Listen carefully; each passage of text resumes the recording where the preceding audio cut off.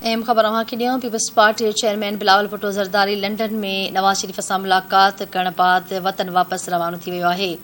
Peoples party अॻवान कमरुज़मान कायरा चयो आहे त बिलावल भुट्टो ज़रदारी हिकु ॿिनि ॾींहनि में परॾेही वज़ीर तौरु उहिदे जो हलफ़ पिणु खणंदो।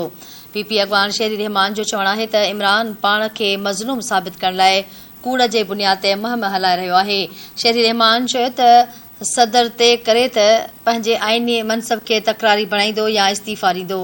अव्हांखे आगाह कयूं पिया। बिलावल भुट्टो ज़रदारी लंडन में नवाज़ लीग सरबराह नवाज़ शरीफ़ सां मुलाक़ात करे शहबाज़ शरीफ़ जे वज़ीर आज़म ऐं हमज़ा शहबाज़ जे आइनी तौरु वॾो वज़ीर चूंडजण ते मुबारकूं ॾिनियूं।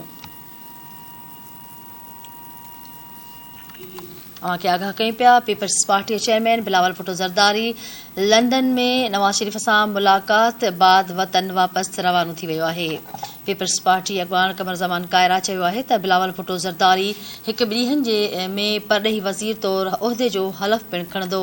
पीपी अॻवान शहरी रहमान चयो आहे त इमरान पाण खे मज़लूब साबित करण लाइ कूड़ जे बुनियाद ते मुहिम हलाए रहियो आहे।